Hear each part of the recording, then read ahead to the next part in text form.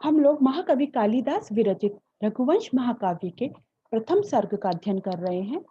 ये स्नातक प्रथम वर्ष के पाठ्यक्रम की विषय वस्तु है, जिसके अंतर्गत अभी तक हम लोग 50 श्लोकों का अध्ययन कर चुके हैं। कुल 95 श्लोक हैं इसमें, जिसके अंतर्गत जो वर्णन चल रहा था कि पूर्ण यदि हम देखें तो संपूर्ण सर्ग में राजा दिलीप, पहले थोड़ा सा वंश का वर्णन है, फिर राजा दिलीप के चरित्र चित्रण है, रघुवंशी राजाओं का वर्णन है, राजा दिलीप का चरित्र चित्रण है, फिर उनकी पत्नी सुदक्षिणा के बारे में बताया है। राजा दिलीप को मनोरथ पूर्ति नहीं है, क्या संतान प्राप्त करना चाहते हैं लेकिन उनके पास कोई संतान नहीं है, इसलिए वो गुरु वशिष्ठ के आश्रम में जाते हैं ताकि वो उसका उपाय पूछ सके। तो वो गुरु वशिष्ठ के आश्रम में जाते हैं। गुरु वशिष्ठ के आश्रम तक पहुंचने के मार्ग का वर्णन है। तदुपरांत जब वो सायंकाल के समय गुरु वशिष्ठ के आश्रम में पहुंच जाते हैं तो आश्रम का कैसा सुंदर दृश्य है, आश्रम की जो क्या गतिविधियां हैं, आश्रम कैसा लग रहा है, उसका सुंदर चित्रण चल रहा था। उसके कतिपय श्लोक हम लोग पहले पढ़ चुके हैं, अब उसी के कुछ आगे श्लोकों का अध्ययन करते हैं। देखते हैं 51। शेकांते मुनि कन्याभिस तत्क्षणोज्झित वृक्षकम विश्वासाय विहंगानाम आलवालाम्बुपायिनाम। अब देखिए क्या कहना चाह रहे हैं यहाँ पे।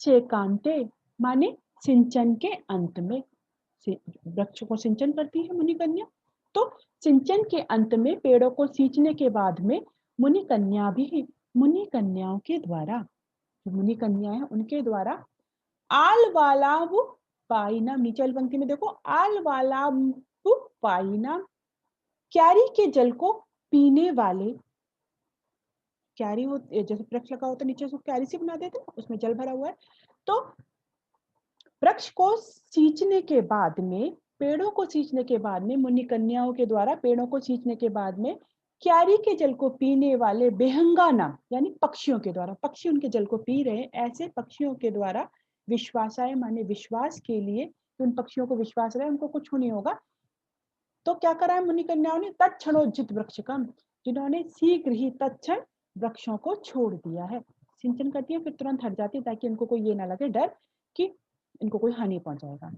तो आश्रम की सुंदरता का ही वर्णन है, आश्रम वासियों के पशु पक्षियों के साथ में किस प्रकार का प्रेम है, सद्भाव है, उस पर भी प्रकाश डाला गया है। और चूंकि कन्या वृक्षों को सींच रही है और पक्षीगण क्या निवार के कण को ग्रहण कर रहे हैं, और वृक्ष सींचकर मुनि कन्या तुरंत ही वहां से इसलिए हट जाती है जिससे कि पक्षी आकर जल पी ले और उनकी उपस्थिति से क्या हो, भयभीत ना हो, इसलिए यहाँ पे पद प्रयुक्त किया गया है विश्वासाय। यहाँ पे इस सुंदर वर्णन है इसका, किस प्रकार से पशु पक्षियों के प्रति और वृक्षों के प्रति इनके सद्भाव को यहाँ पे प्रदर्शित किया गया है। अगला श्लोक देखते हैं, अनुष्टुप छंद है, जैसा कि मैं हर क्लास में आपको बताती हूँ। संपूर्ण सर्ग में अनुष्टुप छंद है। अनुष्टुप छंद का लक्षण, श्लोक के सिस्टम गुरु के यम सर्वत्र लघु पंचमम दी चतुष्पादयो ह्रस्वम सप्तमम दीर्घ मन्यो। अगला श्लोक देखते हैं,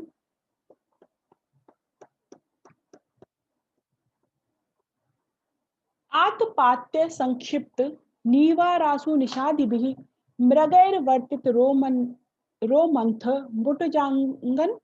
मुटजांगन भूमिषु। अब यहाँ पे जो मृग है वो जुगाली कर रहे हैं, जो नीवार के धान आदि पड़े हुए, तो उसका वर्णन किया गया है यहाँ पे।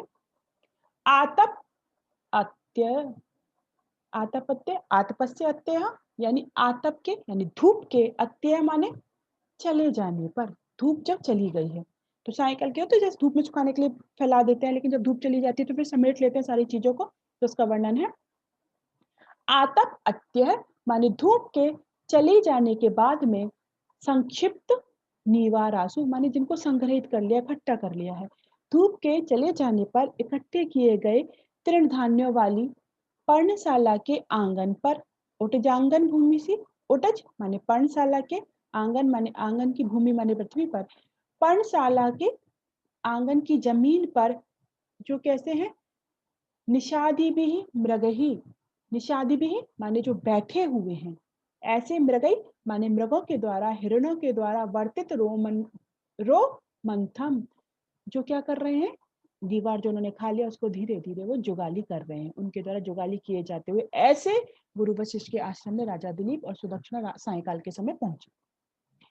तो धूप के चले जाने पर जो नीवार है, जो धान्य उनको संग्रहित कर लिया है, ऐसे पर्णकुशाला के पर्णकुटी के आंगन की भूमि पर निषादिनी माने बैठे हुए, मृगई माने हिरणों के द्वारा जो जुगाली की जा रही है, ऐसे वो गुरु वशिष्ठ के आश्रम में पहुंच गए हैं। कौन?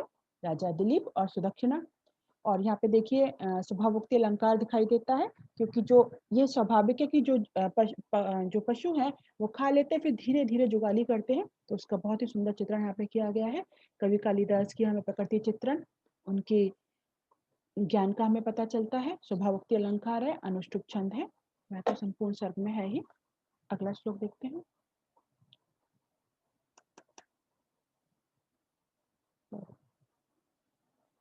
अभ्युत्थिताग्निः पिशुनै रतिथिथान् आश्रमोन्मुखान् पुनानं पवनोद्धूतैः धूमैः आहुतिः गन्धिभिः।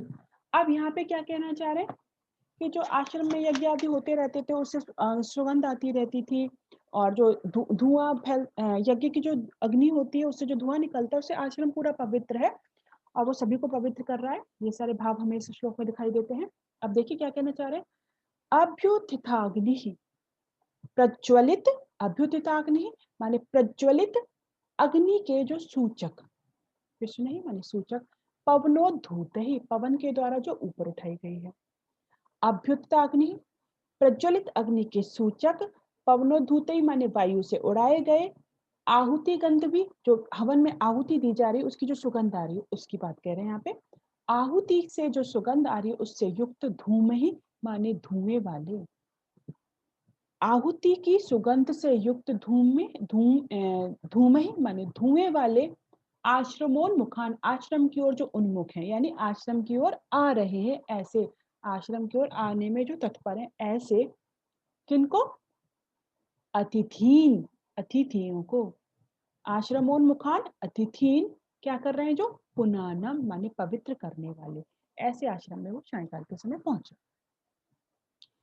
प्रज्वलित अग्नि के सूचक, वायु से उड़ाए हुए, आहुति से सुगंध युक्त धुएं से आश्रम में आ रहे जो अतिथियों को पवित्र करने वाले हैं, ऐसे पवित्र आश्रम में राजा दिलीप और सुदक्षिणा सायंकाल के समय पहुंचे। तो यहाँ पे आश्रम के जो धुआं है वो पवित्र है और उसकी सुगंध सब तरफ व्याप्त हो रही है, और वो उसकी ओर जो भी आ रहा है उसको वो क्या कर रहा है? पवित्र कर रहा है। ये भाव हमें यहाँ दिखाई देता है। क्योंकि तपोवन में सर्वदा यज्ञ होते ही रहते, वातावरण अत्यंत सुगंधित रहता है, और यज्ञों की बहुलता के कारण सारे वातावरण में धुआं फैल जाता है।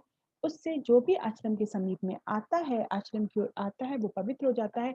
ऐसे पवित्र आश्रम में राजा दिलीप और सुदक्षिणा सायंकाल के समय पहुंचे।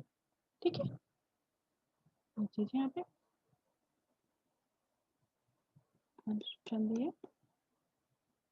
अगला देखिए।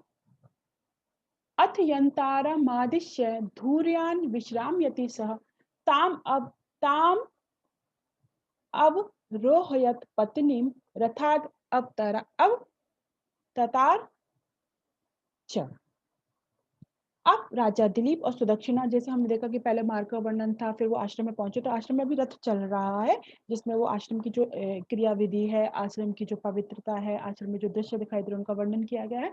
अब राजा दिलीप और सुदक्षिणा रथ से उतर जाते हैं, इसका वर्णन किया जा रहा है। अथ माने इसके बाद में, यानी महर्षि वशिष्ठ के आश्रम में पहुंचने के बाद में उस राजा दिलीप ने क्या किया? सह माने राजा दिलीप ने सबसे पहले तो क्या किया? यंतारम माने सारथी को, आदिश्य माने आदेश दिया। क्या आदेश दिया सारथी को? तो ऐसे राजा दिलीप ने आश्रम में पहुंचने के बाद राजा दिलीप ने यंतारम माने सारथी को, धुर्यान माने घोड़ों को, विश्रामया माने विश्राम करा दो। उन्होंने आदेश दिया कि घोड़ों को तो विश्राम कराओ, यानी कि रथ अब रोक दो और घोड़ों को थोड़ा ढील छोड़ दो ताकि वो विश्राम कर ले। और इस प्रकार उन्होंने आज्ञा देकर के सबसे पहले क्या करा? पत्नी अब अवारोहयत, पत्नी को सुदक्षिणा को उन्होंने पहले उतारा, और फिर रथात माने रथ से अवततार माने खुद उतरे। उन्होंने पहले अपनी पत्नी सुदक्षिणा को रथ से उतारा, फिर उसके बाद में वो रथ से उतरे, इसका वर्णन किया गया। इसके बाद में यानी महर्षि वशिष्ठ के आश्रम में पहुंचने के बाद में उस राजा दिलीप ने सारथी को आदेश दिया कि धुर्यान माने घोड़ों को पहले विश्राम करा दो, और इसके बाद में वो अपनी पत्नी को उन्होंने रथ से उतारा और उसके बाद में वो स्वयं रथ से उतरे। तो यहाँ पे वही है कि विश्राम कराने की वो तो सामान्य सी बात है कि राजा का भाव शुद्ध है कि अब वो भी विश्राम कर ले। पत्नी के प्रति भी श्रद्धा है, नारी के प्रति श्रद्धा है, पहले उनको उतारा है फिर वो स्वयं उतरे हैं। तो इसका वर्णन यहाँ पे कालिदास ने किया है। और यहाँ पे यही कि अब पहुंच चुके हैं, अब वो सारथी इसको कह दिया कि अब तुम भी विश्राम करो, घोड़े भी विश्राम करें, और वो स्वयं रथ से उतर गए। अब वो गुरु वशिष्ठ के संग जाएंगे, उनके पास पहुंचेंगे। उसका वर्णन देखते हैं आगे देखते हैं।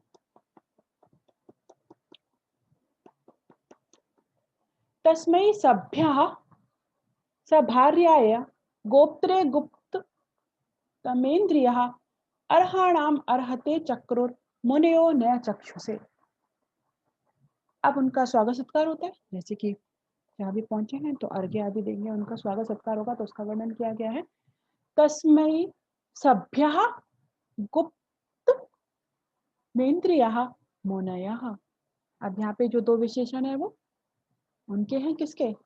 मुनि लोगों के, जो आश्रम में तपस्वी हैं, उनका विशेषण देते हुए कह रहे हैं कि सभ्य गुप्त तमेन्द्रिया। सभ्य माने जो सभ्य हैं, गुप्त तमेन्द्रिया माने जिन्होंने अपनी इंद्रियों को बस में कर लिया है, जिनकी इंद्रियां उनके नियंत्रण में है, अतिशय बस में है, ऐसे मुनियों के द्वारा सभार्याय माने पत्नी के सहित, सब सहित, पत्नी के सहित। अब यहाँ पे जो दो तीन जो विशेषण दिए गए वो राजा के हैं। ऐसे पत्नी के सहित उसके किसके? गोप्त्रे माने रक्षा करने वाले, न चक्षु से और नीति युक्त चक्षु वाले, यानी नीति मार्ग का जो अनुसरण करते हैं, नीति शास्त्र रूपी चक्षु वाले। और कैसे हैं? अर्हते माने पूज्य। तो तीन विशेषण यहाँ पे दिए गए राजा दिलीप के। कौन कौन से?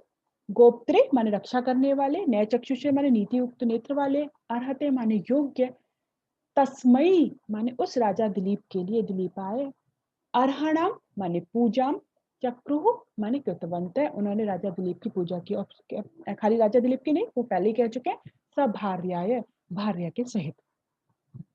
तो सभा में रहने वाले और अपनी इंद्रियों को बस में रखने वाले जो मुनि लोग थे, उन्होंने पत्नी के सहित जो रक्षा करने वाले हैं, नीतियुक्त नेत्र वाले हैं, नीति शास्त्र का जो ज्ञान रखते हैं और जो पूजनीय है, ऐसे राजा दिलीप की उन्होंने क्या की? अर्चना की, पूजा की। ठीक है। तो यहाँ पे हमें पता चलता है कि आश्रमवासी मुनि, ये तो साबित होता है कि राजाओं आदि का भी, किसी का भी वो स्वागत सत्कार करते हैं, और राजा है तो स्वागत सत्कार विशेष रूप से किया गया है। और ये जो मुनि लोग हैं वो जितेंद्रिय हैं, सभ्य हैं, बिना किसी स्वार्थ के, और उन्होंने बिना किसी स्वार्थ के राजा का स्वागत किया है। और राजा भी कैसा है? जो रक्षा करने वाला है सबका, प्रजा का रक्षक भी है, आश्रमों की भी रक्षा करते हैं। आश्रम में जो यज्ञ आदि कर रहे हैं ऋषि मुनि, उनके उसमें किसी कार्य में कोई विघ्न बाधा ना है, तो उसका भी जो रक्षण कर रहे हैं, ऐसे राजा दिलीप हैं।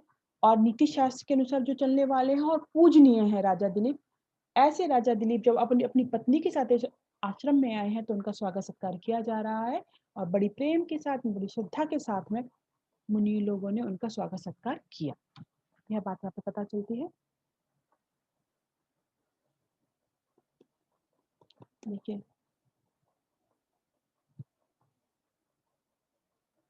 ये बात यहाँ पे हमें प्राप्त होती है। अनुष्टुप छंद है यहाँ पर भी।